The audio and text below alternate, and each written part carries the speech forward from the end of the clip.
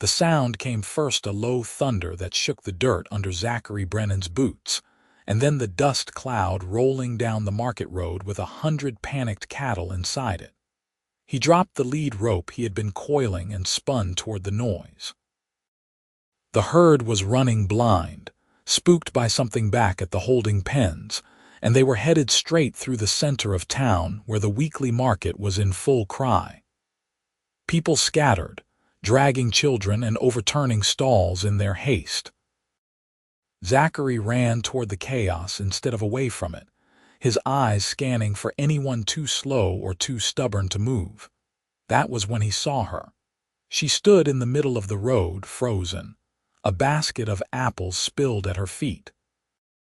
Green skin, small tusks just visible at the corners of her mouth, pointed ears flattened back in terror. An orc woman, young, maybe 20, and she was staring at the oncoming wall of horns and hooves like her legs had forgotten how to work. Zachary did not think. He tore off his heavy drover's coat as he ran, the oiled canvas stiff in his hands, and planted himself between her and the herd. He spread the coat wide and waved it high, shouting wordlessly, letting his voice crack like a whip. Cattle were stupid creatures. They would turn from a moving shape if you made yourself big enough, loud enough, impossible to ignore. The lead steer swerved. The rest followed, breaking left and right around him, a river splitting around a stone. Dust choked the air. Hooves hammered the ground so close he felt the wind of their passing.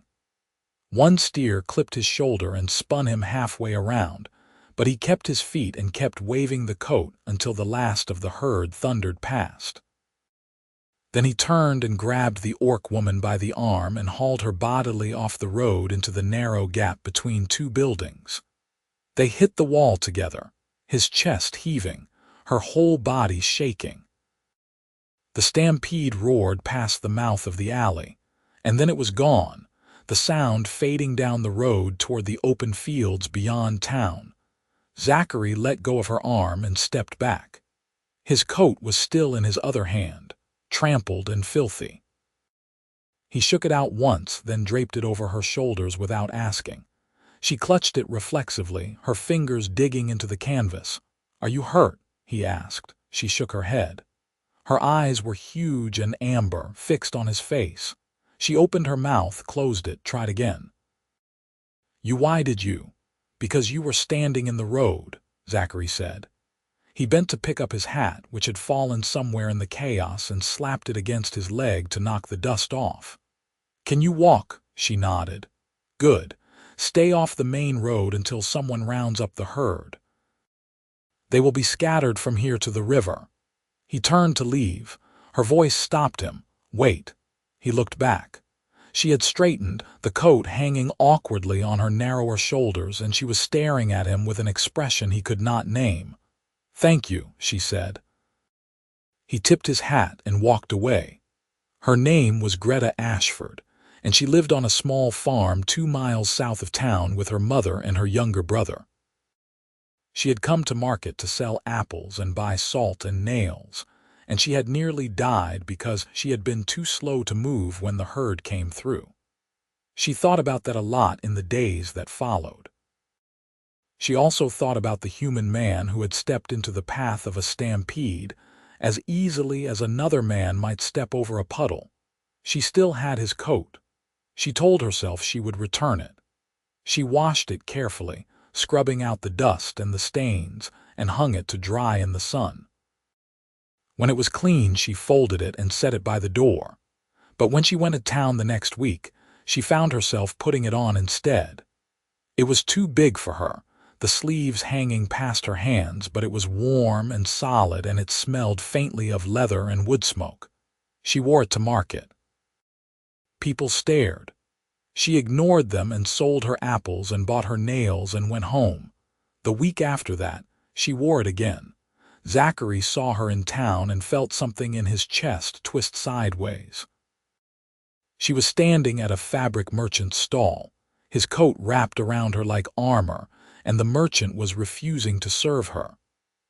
Zachary could see it in the way the man's mouth was set, the way he kept his hands flat on the counter and his eyes somewhere over her shoulder.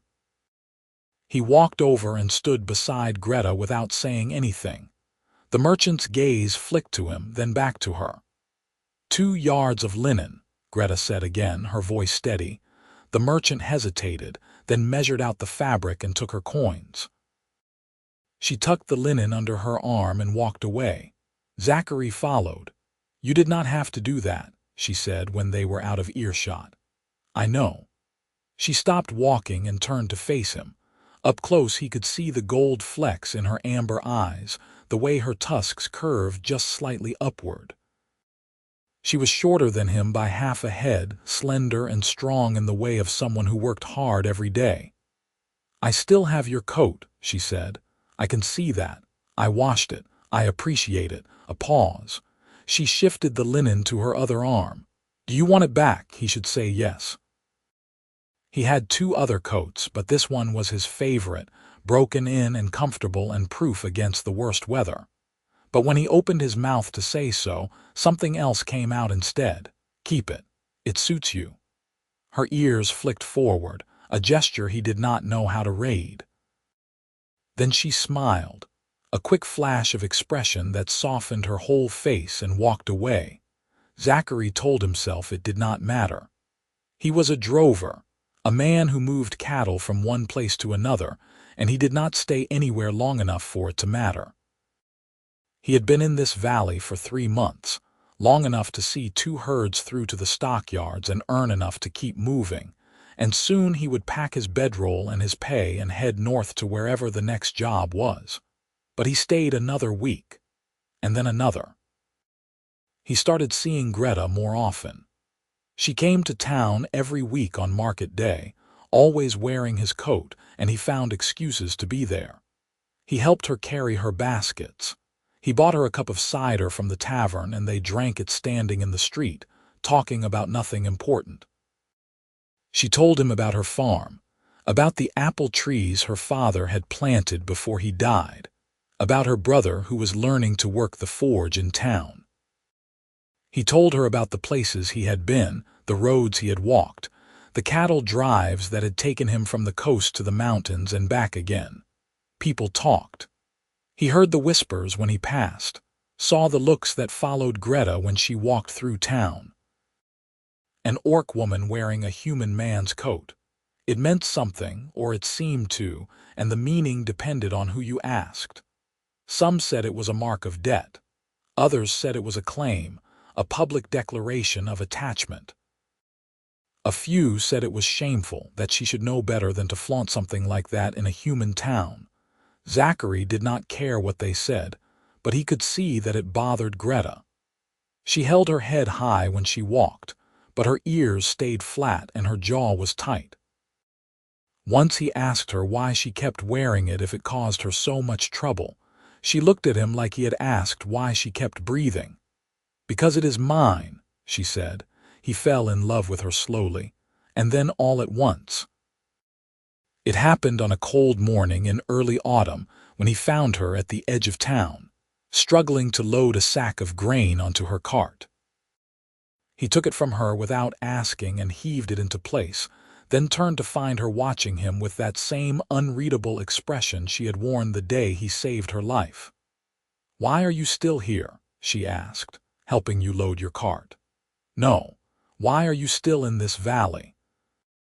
"You said you were leaving a month ago." He had said that. He had said it to himself more times than he could count, and he had meant it every time. But here he was. "I have not found the right job yet," he said. "Liar," he laughed, startled. "Excuse me, you are a liar. There are jobs everywhere. Cattle do not stop needing to be moved just because the seasons change. You are still here because you want to be, and I want to know why." He looked at her for a long moment. She was wearing the coat again, her hands shoved deep in the pockets, and her eyes were bright and fierce. "Because I like the apples here," he said finally. Her expression did not change. "The apples. Best I have ever tasted." She stepped closer. Zachary Brennan, if you are going to lie to me, at least make it a good one. He could have laughed again. He could have deflected, made a joke, changed the subject. Instead he said, because I am not ready to leave yet. Why not? Because of you. The words hung in the air between them. Greta went very still. He could hear his own heartbeat, loud and uneven in his ears. You should not say things like that, she said quietly. Why not? Because I will believe you. Good, she kissed him. It was quick and awkward, her tusks pressing lightly against his mouth, and then she pulled back and turned away, her shoulders hunched. I have to go, she said, and climbed onto the cart before he could say anything else. She drove away without looking back. Zachary stood in the road and watched her go, his heart doing strange things in his chest. He should leave. He knew that. Greta Ashford was a woman with a home and a family and roots sunk deep in this valley, and he was a man who owned nothing but the clothes on his back and the tools of his trade. He had no land, no house, no future to offer her. She deserved better than a wandering drover who might disappear one day and never come back. He packed his things that night. He rolled up his bedroll and counted his money, and told the man who ran the boarding house that he would be leaving in the morning. Then he lay awake until dawn, staring at the ceiling, and when the sun came up, he got dressed and went to find Greta.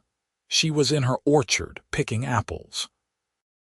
She saw him coming and climbed down from the ladder, the coat hanging open over her work dress. I am leaving, he said. She set down the basket she was holding. When? Today, this morning. I see. He waited for her to say something else, to ask him to stay or tell him goodbye, but she just stood there, her arms crossed over her chest, her face carefully blank. It is better this way, he said. You know it is. Better for who? For you. She made a sound that might have been a laugh. You do not get to decide what is better for me. Greta, no, listen to me. She took a step forward and then another until she was close enough that he could have reached out and touched her. You think you are doing me a favor by leaving. You think I will be better off without you because you do not have land or money or whatever else you think matters. But you are wrong. I have nothing to give you. I do not remember asking you for anything. You deserve someone who can stay.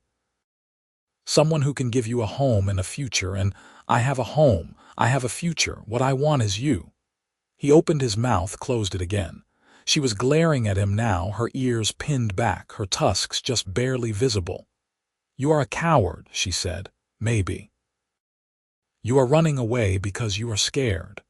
I am not scared. Yes, you are. You are scared that if you stay, you will fail. You are scared that you will not be enough. But you are wrong, Zachary. You are enough. You have always been enough. He wanted to believe her. He wanted it so badly that it hurt. What if I leave anyway? He asked quietly. She looked at him for a long moment, and then she reached up and took off the coat. She held it out to him, the heavy canvas folded over her arm. Then take this with you, she said. Because if you are not coming back, I do not want it. He stared at the coat. Then he looked at her, at the set of her jaw and the fire in her eyes, and he knew he was not going to leave. Keep it, he said. Why? Because I am coming back. When? Soon, I promise. She studied his face, searching for something. Then she put the coat back on and turned away. Go then, she said. But if you break your promise, I will never forgive you. He left that afternoon. He took a job driving a herd of sheep 3 valleys over, a 2-week journey that paid well enough to matter. The whole time he was gone, he thought about Greta. He thought about the way she had looked standing in her orchard, his coat wrapped around her like a second skin. He thought about the way she had kissed him, quick and fierce, and the way she had called him a coward and a liar and been right on both counts. He finished the job and took his pay and started walking back. He got as far as the next town before he realized he was going in circles. He could go back to Greta, spend a few weeks in her company, and then leave again when the next job called. He could keep doing that for years, coming and going like the seasons, never staying long enough to matter, or he could stop running. He sat in a tavern and stared at his drink and tried to figure out which choice would hurt less. The decision was made for him 3 days later when a man rode into town looking for drovers. There was a permanent post open, the man said, a settlement 2 days south that needed a stockman to manage their herds and oversee the local market. It was steady work, good pay, and a house that came with the job. Zachary took it. He rode back to the valley with a contract in his pocket and something like hope in his chest. He went straight to Greta's farm and found her in the barn, mucking out stalls. She looked up when he walked in, her eyes widening. "You came back," she said. "I told you I would." She set down the pitchfork and wiped her hands on her apron. "Why are you here?" "To tell you I am staying." She went very still. "What?" "I took a job, permanent post, 2 days south. I will be managing the herds for a settlement near the river." 2 days south. "Yes, that is not here." "No, but it is close. Close enough that I can come back on market days. Close enough that I can stay." She stared at him, her expression unreadable, and then she crossed the barn in 3 quick strides and hit him in the chest with both hands. It was not a hard blow, but it surprised him enough that he took a step back. "You idiot," she said. "Excuse me. You left. You made me think you were gone for good, and then you just show up and say you are staying like it is nothing. I thought you would be happy." "I am happy, you idiot. I am furious and happy," and she broke off and hit him again, and then she kissed him, hard and desperate, her hands fisting in his shirt. He kissed her back, his arms coming up to wrap around her, and for a long moment there was nothing else in the world but the two of them and the smell of hay and horses, and the feel of her pressed against him. When they finally broke apart, she was crying. He wiped the tears away with his thumb and she laughed, the sound shaky and bright. "I missed you," she said. "I was only gone 3 weeks, 3 weeks too long." He smiled and kissed her forehead. "I am sorry, you should be." They stood there for a while holding each other, and then Greta pulled back and looked up at him. "When do you start?" "Next week." "That's soon." "Yes," she nodded slowly, her hands still resting on his chest. "Will you come back for market days? Every week, I promise. And if you cannot, then I will send word, but I will come back, Greta. I am not leaving again." She searched his face and then she smiled, small and tentative. "Good." The town did not take the news well. Zachary had expected some resistance, but he had not expected the sheer volume of it. People stopped him in the street to ask if it was true, if he was really staying, if he was really planning to keep courting an orc woman in plain sight of everyone. Some of them were merely curious. Others were hostile. One man, a farmer named Holt, told him outright that it was a disgrace and that no decent human would associate with an orc, let alone court one. Zachary told him to mind his own business and walked away. But the whispers grew louder. Greta started getting turned away from shops she had been welcome in for years. Someone threw a stone through the window of her mother's house, and when Zachary went to the Reeve to report it, the Reeve sighed and said he would look into it, but nothing ever came of it. Things came to a head on a cold morning in late autumn. Zachary had come to town to pick up supplies before leaving for his new post, and he found Greta in the market square, surrounded by a small crowd. Holt was there, along with 2 other men, and they were blocking her path. "You need to leave," Holt was saying. "You and your kind are not welcome here anymore." "I have as much right to be here as you do," Greta said. Her voice was steady, but Zachary could see the tension in her shoulders, the way her hands were clenched into fists. "You have no rights," one of the other men said. "Not here, not anywhere." Zachary pushed through the crowd and stepped between Greta and the men. "That is enough." Holt sneered at him. "Of course you would show up. Tell me, Brennan, is it true what they say? Are you really planning to take her with you when you leave? That is none of your business." It is everyone's business when you make a spectacle of it. Parading around town with her, wearing your coat like she owns you. She does own the coat, Zachary said. I gave it to her. And what we do is between us and no one else. It is a disgrace, Holt said, and we will not stand for it. Then take it to the Reeve. Maybe we will. They did. That afternoon, the Reeve sent word that he wanted to see both Zachary and Greta in his office. They went together, Greta still wearing the coat, and found the Reeve sitting behind his desk with a tired expression on his face. Sit, he said, and they sat. The Reeve looked at them for a long moment, and then he sighed. I have been getting complaints, a lot of complaints. Some people in this town seem to think that your relationship is causing problems. Our relationship is not the problem, Zachary said. The problem is that people cannot mind their own business. Maybe so, but I still have to deal with it. The Reeve leaned back in his chair. Look, I do not care who you court or what she wears, but I do care about keeping the peace in this town, and right now that peace is hanging by a thread. So what are you suggesting? Greta asked. I am suggesting that you be careful, both of you. There are people here who would be happy to see you run out of town, and if you give them an excuse, I might not be able to stop them. We have done nothing wrong, Zachary said. I know, but sometimes that does not matter. They left the Reeves office in silence. Greta was shaking, her hands stuffed deep in the pockets of the coat, and Zachary could feel his own anger simmering just below the surface. This is my fault, he said quietly. No, it is not. If I had just stayed away, then I would have spent the rest of my life wondering what might have been. She stopped walking and turned to face him. I do not regret this, Zachary. I do not regret you, and I do not care what they say. But what if it gets worse? Then we deal with it. Together. He wanted to argue, to tell her that she should not have to deal with any of this, but the look in her eyes stopped him. She was right. This was not just his choice to make. Together, he said. She smiled and took his hand. Zachary left for his new post the next week. The job was everything the man had promised. Steady work, good pay, and a small house on the edge of the settlement. It was more than he had ever had before, and it should have felt like a new beginning.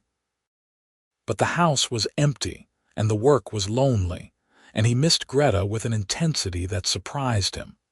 He came back every week on market day, riding hard through the morning to reach the valley by noon. Greta was always waiting for him, always wearing the coat, and they spent the afternoon together, walking through town or sitting by the river or just talking in her orchard. People still stared, but Zachary stopped caring. Let them stare. Let them whisper. Greta was worth it. Winter came, and with it the first real snow.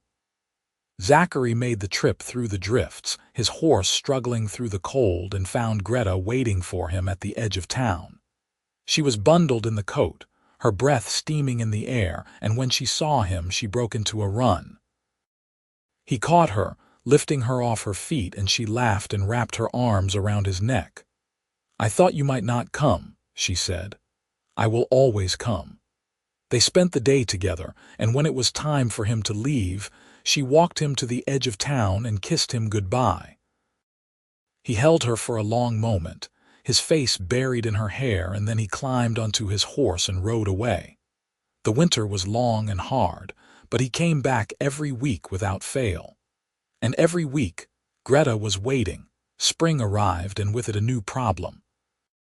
Holt and his friends had not forgotten their grievances, and they had spent the winter nursing their anger. They started a petition, demanding that the Reeve ban orcs from the market square. They gathered signatures, held meetings, and made it clear that they would not let the matter drop.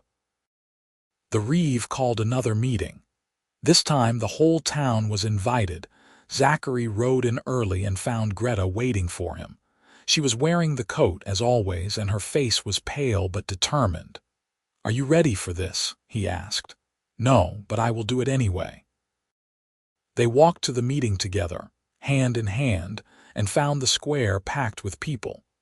The Reeve stood on a platform at the front, flanked by Holt and the other men who had signed the petition. The crowd quieted when the Reeve raised his hand. "We are here to discuss a matter that has been brought to my attention," the Reeve said. "Specifically, the question of whether orcs should be allowed in the market square." A murmur ran through the crowd. Holt stepped forward. "This is not just about the market," he said. "This is about our town and our values. We have always been a human settlement, and we should stay that way. Allowing orcs to walk freely among us, to trade with us, to live among us, it is wrong. And this," he pointed at Greta, at the coat she was wearing, "this is an insult. She wears a human man's coat like a badge of honor, flaunting her relationship with one of our own. It is a disgrace, and it must stop." Zachary felt Greta's hand tighten around his, but she did not look away. The Reeve sighed. "Is that all?" "That is all I need to say." "Fine. Does anyone else wish to speak?" Zachary stepped forward. "I do." The crowd shifted, all eyes turning to him. He took a breath and let it out slowly. "Holt is right about one thing," he said. "Greta does wear my coat. I gave it to her the day I saved her life, and she has worn it ever since. But it is not an insult. It is a gift. And if Holt has a problem with that, he can take it up with me." "This is not about you," Holt said. "It is exactly about me. You want to ban orcs from the market, fine. But do not pretend it is about protecting the town. It is about fear. You are afraid of what you do not understand, and you want to punish Greta for existing." "She is an orc," Holt said. "They are not like us." "You are right. She is not like you. She is kinder, braver, and more honest than you will ever be, and I am proud to know her." The crowd murmured again, but this time the tone was different. Zachary looked around and saw faces that were uncertain, thoughtful, and he pressed on. "I have traveled all over this country," he said. "I have worked with humans and orcs and dwarves and every other kind of person you can imagine. And I have learned one thing. People are people. Some are good, some are bad, and most are somewhere in between. But you do not judge someone by their skin or their tusks or the shape of their ears. You judge them by their actions. And Greta Ashford has done nothing to deserve your scorn." He turned to the Reeve. "If you ban her from the market, you will be banning one of the hardest working, most honest people in this valley. You will be telling her that her money is not good enough, that her presence is not welcome, that she does not belong. And if you do that, you will lose more than just her. You will lose the respect of anyone who values fairness and decency." The Reeve was silent for a long moment. Then he looked at Holt. "You have anything else to say?" Holt glared at Zachary, but he shook his head. "Then I will make my decision." The Reeve stood, and the crowd fell silent. "I have heard both sides, and I have made up my mind. There will be no ban. Orcs are welcome in the market square, same as anyone else. And if anyone has a problem with that, they can take it up with me." A cheer went up from part of the crowd. Holt looked furious, but he did not argue. The Reeve dismissed the meeting, and people began to disperse. Zachary turned to Greta. She was smiling, tears streaming down her face, and he pulled her into his arms. "It is over," he said. "No," she said. "It is just beginning." The settlement where Zachary worked was small but growing, and by the time summer arrived, he had established himself as a reliable and fair-minded stockman. The people there respected him, and more than a few had started asking about the orc woman he rode out to see every week. He told them the truth, that she was the woman he loved, and that he was lucky to have her. He had been thinking about the future a lot lately. He had a house now, and a job, and something that felt like a life. But it still felt incomplete, like he was building something with a piece missing. He knew what the missing piece was. He just did not know how to ask for it. He worked up the courage on a hot afternoon in late summer. He rode back to the valley. his saddlebag heavier than usual, and found Greta in her orchard.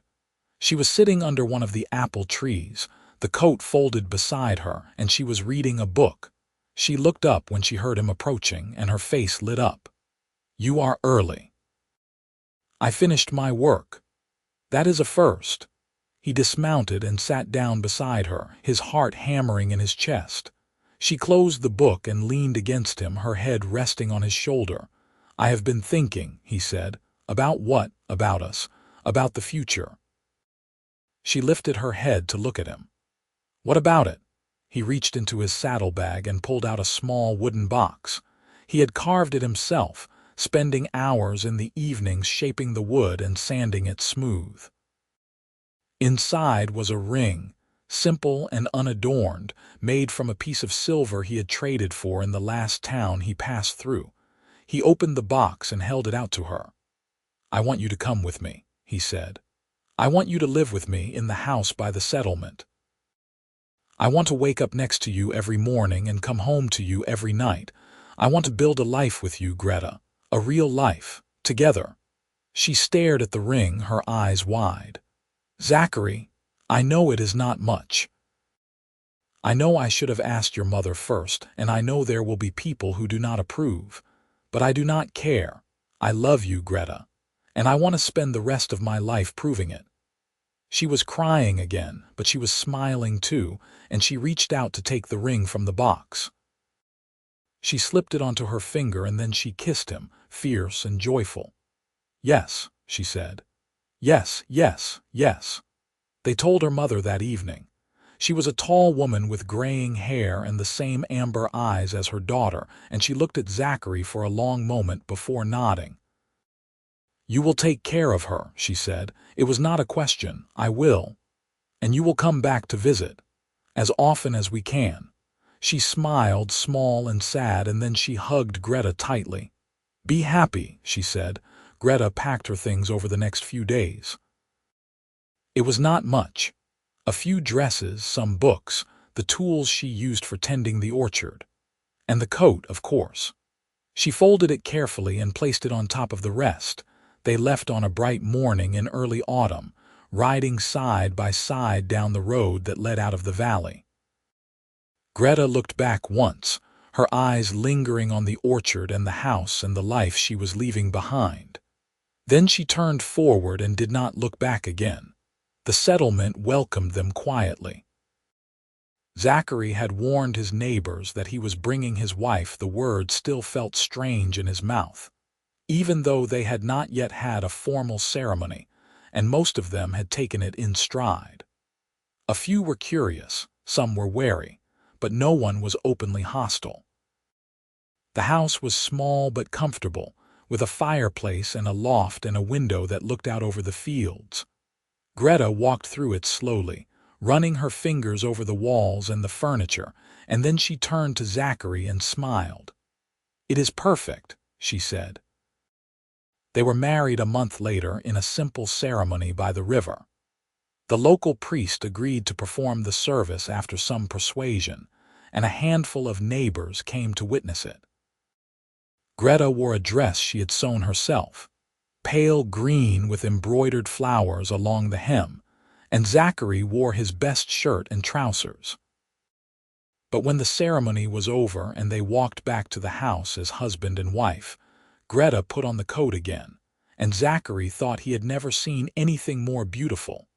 Life settled into a rhythm. Zachary worked with the herds, managing the settlement's livestock and overseeing the market. Greta tended a small garden behind the house and started selling her vegetables and preserves to the neighbors. They were busy and tired, and happier than Zachary had ever thought possible. Winter came again, and with it a surprise. Greta woke one morning feeling ill, and by the end of the week, Zachary had ridden to the next town to fetch a midwife. The midwife confirmed what they had both begun to suspect. Greta was pregnant. Zachary felt like his heart might burst. He held Greta close that night, his hand resting on her still flat stomach, and tried to imagine what it would be like to be a father. "Are you scared?" Greta asked, terrified, Me too. They lay in silence for a while, and then Greta laughed softly. We are going to be terrible at this. Probably, but we will figure it out. Yes, we will. The baby was born on a warm spring morning, small and squalling and perfect. He had Zachary's dark hair and Greta's amber eyes, and his skin was a soft greenish tan, somewhere between both his parents. Zachary held him for the first time and felt something shift inside him, something deep and fundamental, and he knew he would do anything to keep this tiny person safe. They named him Caleb. Caleb grew quickly, a bright and curious child who seemed to have inherited the best of both his parents. He had his mother's determination and his father's easy laugh, and he was equally at home playing in the dirt or following Zachary around the pens, asking 1,000 questions about the animals. When Caleb was 2, Greta gave birth to a daughter. She was smaller than her brother had been, with Greta's green skin and Zachary's nose, and they named her Kara. She was quieter than Caleb, more thoughtful, but she had a smile that could light up a room. The settlement grew around them. More families arrived, drawn by the promise of good land and fair management, and the market expanded. Some of the newcomers were orcs, and Zachary made sure they were treated fairly, just as he had promised the Reeve all those years ago. Greta still wore the coat. It was older now, patched in places where the fabric had worn through, and it no longer fit her quite the same way. But she wore it when she worked in the garden, when she went to market, when she sat by the fire in the evenings with Caleb and Kara at her feet. It had become a part of her, as much a part of her story as the day Zachary had first given it to her. Years passed. Caleb grew into a tall, serious boy who wanted to be a stockman like his father. Kara became fascinated with plants and spent hours helping her mother in the garden. And Zachary and Greta grew older together, their lives intertwined in ways that felt both ordinary and miraculous. One evening, when the children were asleep and the house was quiet, Greta sat by the fire and looked at Zachary across the room. He was mending a bridle, his hands steady and sure, and she felt a rush of affection so strong it took her breath away. "You ever think about that day?" she asked. "Which day?" "The Stampede. The day you saved my life." He looked up, a small smile playing at the corners of his mouth. "Sometimes. You ever wonder what would have happened if you had not been there?" "No," he said, "because I was there, and you are here, and that is all that matters." She stood and crossed the room to sit beside him, leaning her head on his shoulder. He set down the bridle and put his arm around her, and they sat like that for a long time, watching the fire burn low outside. The wind picked up, carrying with it the scent of grass and cattle and the promise of rain. Somewhere in the distance, a cow lowed softly, and Zachary felt the familiar pull of the work that waited for him in the morning. But for now, he was here in this house with this woman and these children, and he had everything he had ever wanted. Greta shifted beside him, and he looked down to see her smiling. "What?" he asked. "Nothing, I am just happy." "Good." She kissed him soft and slow, and then she stood and held out her hand. "Come to bed." He took her hand and let her lead him upstairs, and as they climbed the narrow steps to the loft, he thought about how far they had come. From a dusty road and a stampede and a coat that had somehow become a symbol of everything they had built together. It was a good life. A hard life, sometimes, but a good one. And as he lay down beside Greta and felt her curl against him, he knew he would not trade it for anything.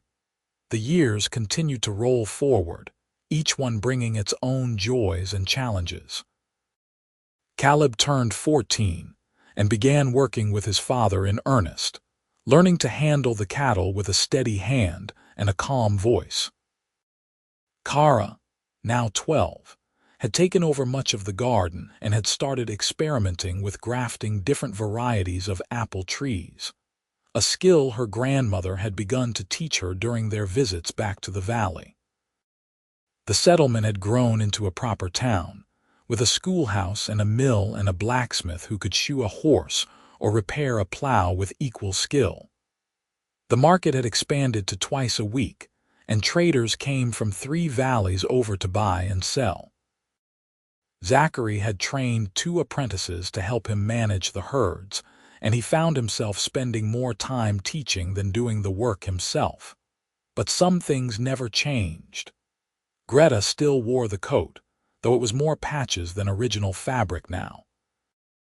The children teased her about it sometimes, asking why she did not just make a new one, but she always gave them the same answer. This one was special. One autumn afternoon, when the air was crisp and the leaves were turning gold, a stranger rode into town. He was a young man, maybe 20, with the look of someone who had been traveling a long time. He asked around for Zachary Brennan, and when he found him, he introduced himself as a drover looking for work. Zachary looked the young man over, noting the worn boots and the careful way he handled his horse, and saw something of himself in the man's eyes. "What is your name?" Zachary asked. "Emmett Daniels, sir." "Where are you from?" "Nowhere in particular. I go where the work is." Zachary nodded slowly. "I remember what that was like." He hired Emmett on the spot, and over the following weeks, he taught the younger man everything he knew about managing livestock, reading weather, and treating animals with respect. Emmett was a quick learner, quiet and serious, and Zachary found himself enjoying the work in a way he had not in years. One evening, as they were closing up the pens for the night, Emmett asked, "How did you end up here? You do not seem like the kind of man who settles down easy." Zachary smiled. "I was not. But then I met someone who made me want to. Your wife." "Yes, she is an orc." It was not a question, and there was no judgment in Emmett's tone, only curiosity. Zachary nodded. "People must have given you trouble for that," Emmett said. "Some did. Most got over it. And the ones who did not, they learned to keep their opinions to themselves." Emmett was quiet for a moment, and then he said, "I met an orc girl once, in a town 2 valleys over. She was working in a tavern, and she was the kindest person I have ever met. But her family would not let me near her, said it was not proper." Zachary looked at the younger man and saw the loneliness in his face, the same loneliness he had carried for so many years before he met Greta. "Some people will never understand," Zachary said. "But that does not mean they are right. If you care about someone, you fight for them, and if they care about you, they will fight too." Emmett nodded, but he did not say anything else. They finished their work in silence, and then Emmett rode back to the boarding house where he was staying. Zachary walked home slowly, his thoughts turning to Greta and the life they had built. He found her in the kitchen, kneading bread, the coat hanging on a peg by the door. She looked up when he came in and smiled. "You are late." "I was talking with Emmett." "The new drover?" "Yes. He reminds me of myself when I was younger. Stubborn and foolish." "Exactly." She laughed and wiped her hands on her apron. "Supper will be ready soon. Go wash up." He kissed her cheek and went to the basin by the window, scrubbing the dirt from his hands. Through the glass, he could see Caleb and Kara in the yard, practicing with the staffs he had carved for them. They were laughing, their voices bright in the fading light, and he felt a surge of gratitude so strong it made his chest ache. This was what he had been searching for all those years on the road. Not just a place, but a purpose. Not just a house, but a home. That winter was one of the coldest anyone could remember. Snow fell in heavy drifts, and the wind howled through the valley like a living thing. Zachary spent long days making sure the animals were fed and sheltered, and Greta kept the house warm and the children occupied. One night, when the storm was at its worst, there was a knock on the door. Zachary opened it to find Emmett standing on the threshold, half frozen and leading a limping horse. "I am sorry," Emmett said, his teeth chattering. "The road to town is blocked. I did not know where else to go." "Come in," Zachary said, pulling the young man inside. "Greta, get some blankets. Caleb, take care of his horse." They settled Emmett by the fire and piled blankets on him until he stopped shivering. Greta made hot soup and strong tea, and Caleb reported that the horse had a stone bruise but would be fine with rest. "Thank you," Emmett said when he could speak again. "I did not mean to intrude." "You are not intruding," Greta said. "You are welcome here." They talked late into the night, and Emmett told them about his travels, about the towns he had seen and the people he had met. He spoke carefully, guardedly, but every so often Zachary caught a glimpse of the loneliness that drove him from place to place. When Emmett finally fell asleep by the fire, Greta looked at Zachary and said quietly, "He is running from something." "I know. What do you think it is?" "The same thing I was running from, himself." Greta reached out and took his hand, her fingers warm and strong. "You stopped running because you made me. No, you stopped because you were ready. He will stop when he is ready too." Zachary hoped she was right. The storm cleared 2 days later, and Emmett left with a full stomach and a repaired saddle. But he came back the following week, and the week after that, and slowly he became a fixture in their lives. He ate supper with them sometimes, played with the children, and listened to Greta's stories about the valley and the people who lived there. Spring came, and with it the first signs of new growth. The fields turned green, the apple trees blossomed, and the cattle grew fat on the fresh grass. Zachary found himself thinking more and more about the future, about what would happen when he was too old to do this work, about who would take over when he was gone.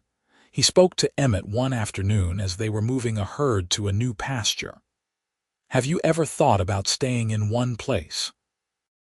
Zachary asked. Emmett gave him a sidelong look. "Why do you ask?" "Because I am getting older and I will need someone to take over this work eventually. I thought maybe you would be interested." Emmett was quiet for a long time. Then he said, "I do not know if I am the staying kind."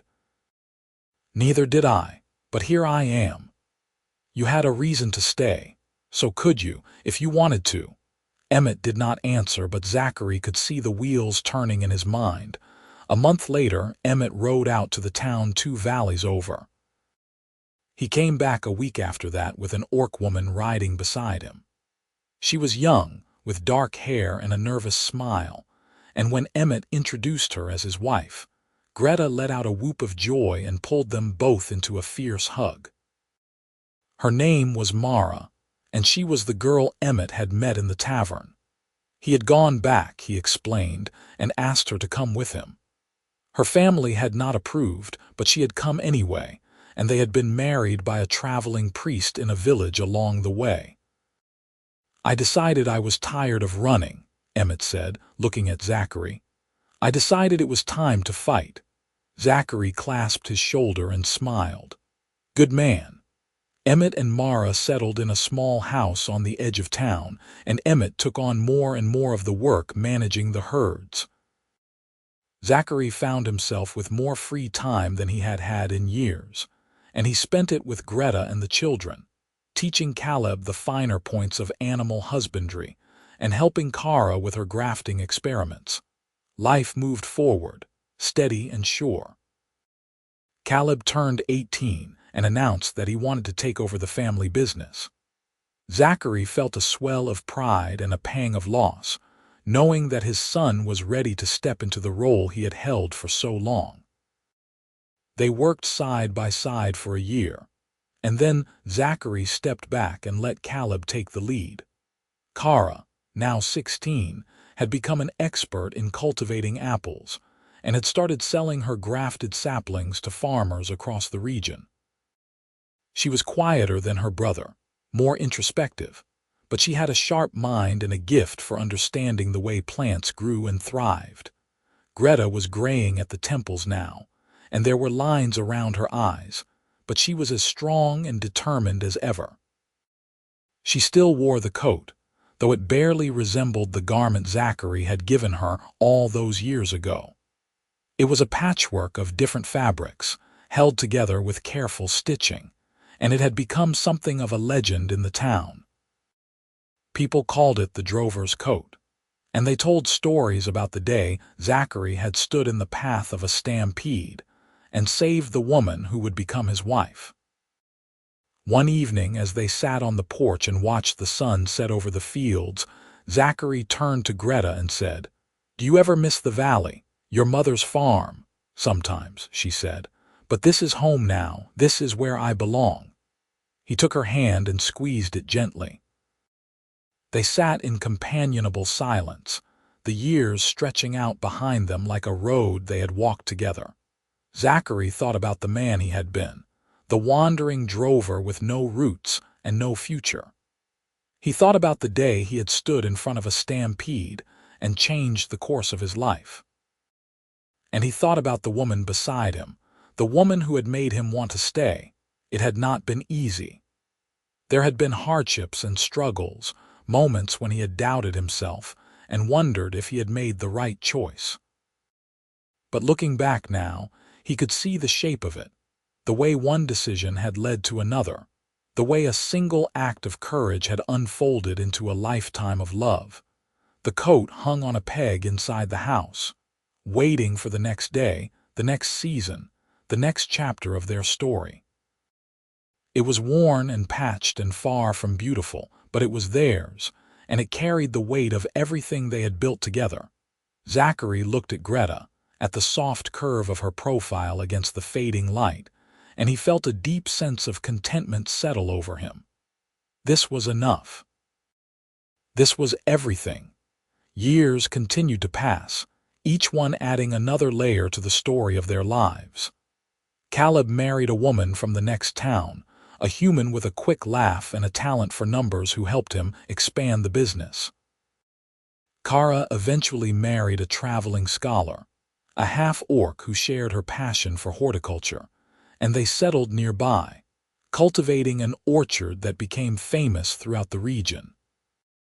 Zachary and Greta became grandparents, and then great-grandparents, and the house that had once felt so empty filled with the sound of children's laughter and the smell of baking bread. Emmett and Mara had children of their own, and the two families remained close, bound by shared history and mutual respect. The town continued to grow, and with it the attitudes of its people. The prejudice that had once been so sharp and cutting softened over time, worn down by familiarity and friendship. Orcs and humans worked side by side in the fields and the market, and the children who grew up in the town did not see the divisions their parents had once drawn so rigidly. It was not perfect. There were still those who clung to old hatreds, who looked at mixed families with suspicion or disdain. But they were fewer now, and their voices carried less weight. Zachary retired fully when he turned 60, handing over the last of his responsibilities to Caleb. He spent his days in the garden, helping Greta tend the plants, and his evenings on the porch, watching the sun set over the fields he had worked for so long. One autumn afternoon, when the leaves were turning gold and the air was crisp with the promise of winter, Zachary sat on the porch and watched Greta working in the garden. She was slower now, her movements careful and deliberate, but she still wore the coat. It was more patches than original fabric, a patchwork of browns and greens and blues, each piece a memory of a different year, a different season. She looked up and caught him watching, and she smiled. "What are you thinking about?" "You, us, everything." She set down her tools and came to sit beside him, the coat rustling softly as she moved. Any regrets? He thought about it, really thought about it, turning the question over in his mind. Then he shook his head. No, not one. She leaned against him, her head resting on his shoulder, and they sat like that for a long time, watching the light fade from the sky. "I love you," she said quietly. "I love you too." It was a simple exchange, words they had said 1,000 times before, but they carried the weight of everything they had been through, every struggle and triumph, every moment of doubt and joy. The sun dipped below the horizon, painting the sky in shades of orange and pink, and Zachary felt a sense of peace settle over him. This was the life he had chosen, the life he had fought for, and it was good. He thought about the young drover he had been, the man who had stood in the path of a stampede because it was the right thing to do. He had not known then where that choice would lead, had not imagined the life that would unfold from that single moment of courage. But he was grateful for it every step of the way. Greta shifted beside him, and he looked down to see her smiling up at him. "Come on," she said. "Let us go inside. It is getting cold." He stood and helped her to her feet, and together they walked into the house, the coat trailing behind her like a banner.